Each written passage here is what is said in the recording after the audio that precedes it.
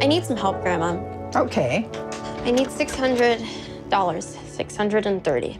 For what?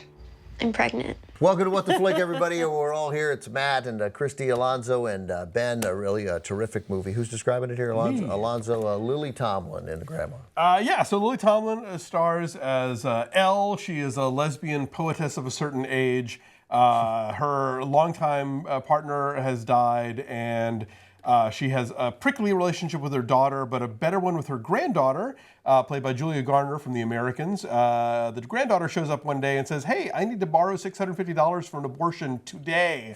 And Elle doesn't have the money around the house, so they set out around Los Angeles to visit old friends and family to try and cobble the money together, and we learn a lot about Elle in the process. Take a look. Who is he? A one-night stand? No, ew, he's kind of my boyfriend. Yeah. Why didn't you use a condom? Or for humanity's sake, get a vasectomy? Oh, who is this? It's my grandma. You know, I cut my credit cards up into little pieces. I made a wind chime out of them. Why would you do that? Why are you selling those books? I need some cash. I need $500. You must not have a lot of friends. And now you need me, and I'm broke. What is this? What is the feminine mystique? Mystique's a character in X-Men. What? Guess I'm an idiot. Yes, you are. Screw you, Grandma. Not bad. What is your involvement? I am her grandmother, and I'm your mother. Yes, but what are you doing here? I'm gonna be there because this is my granddaughter.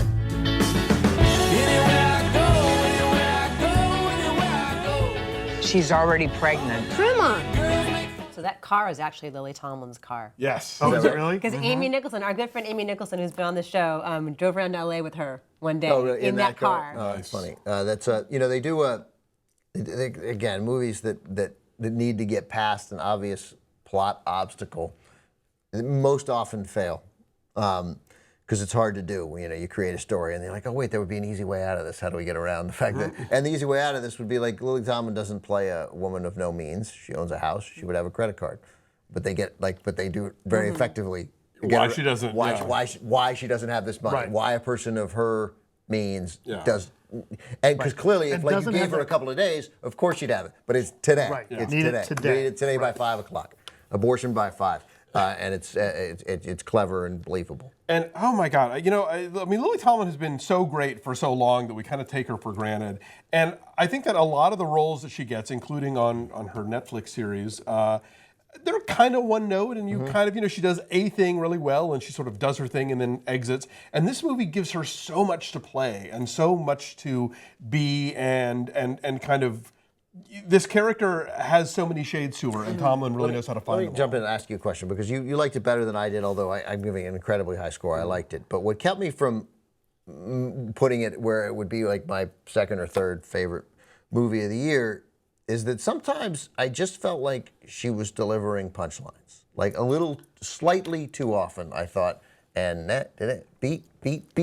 Lily Tomlin with the zinger. Right, like it's sticky, a little sticky, cantankerous grandma. Like I got, and then after, it's not very long, it's like 80 minutes. 80 minutes, yeah. So I got used to it, and then once I was used to it, it felt better. I never noticed it, so I guess it never took me out of it. I don't know, it felt germane to the character. She's a writer, you know, so she would... Yeah. And she's clearly, they set up that this is how she, you know, this is how she is. Yeah. So you have to buy that. And like I said, I loved it. I loved her. I thought it was great. But I for a couple moments, I just thought that there was... It's directed by Paul Weitz, who wrote it for her, who had previously directed her in Admission, which I think we all hated. Yeah.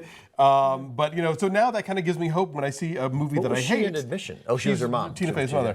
When I see a movie I hate now, I think, well, maybe this director and this star will get together and do something that I really like, you know, because I thought this was great. It's a great showcase for all, as you say, all her shading. She can be brash, she could be tender, and everything in between, and heartbreaking. The eyes are so pure. There's such honesty in every moment where she's just in her stillness, and it's. I wanted to cry several times because it's just such and the moments where she yeah. broke down, where she had a tender moment with her granddaughter, like that. Then that's always what saved me from the.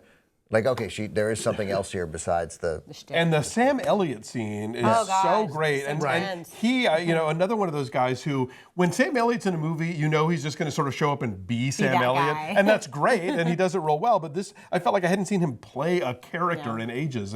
And this was he he's wounded and he's hurt and he's longing and there's all these things going on, and I thought he was. I loved how he didn't. His pants were tucked into one of his boots. Like he was, like he had these nice boots. He's clearly a guy who has some means, but he's just like, it was careless. But I thought nice. Well, he was in between wives. There's nobody to tell him, hey, you're. Yeah, that's right. Yeah, I like this movie a lot. I agree with you. It starts off a little bit in kind of Lily Tomlin shtick, and then I think it gets deeper there. I agree. And once you kind of get past that, you start to see that she can't get away with being that acerbic without there being consequences, right? There's the great moment in the cafe where she just can't keep her mouth shut, right? And she's about to make headway on what she needs to do, and she just keeps, and she cops to it later. She's like, yeah, I just went a little crazy. Like, I just, right? And like so on a day where you're supposed to be, like, you're supposed to be parenting this day. Like, I got it. You might have reason to get mad or be hurt by the situation, but there's a much bigger task here at hand. Like, and you've just, at the bare minimum, you've completely forgot about the emotional well-being of your 16 or 17-year-old granddaughter. Right, and great supporting cast here. I mean, great. Marcia Gay Harden is great. Yeah, she's good. The late Elizabeth Pena. Yes. Oh, yeah. Judy Greer finally getting a decent role this summer. Right. And the girl that plays the granddaughter. Julia Garner. She's really good on The Americans. She was good in Marcy May Marlene. Yeah. Oh, right. She was one of the cult members. She's great. there. She's really good in The Americans. And actually, a brief appearance by Colleen Camp, just as like a woman trying to get her hot sauce in the cafe. Oh, that was funny. Right, a couple little, the little scene with John Cho is funny too. That's a really good scene. This reminded me of Broken Flowers.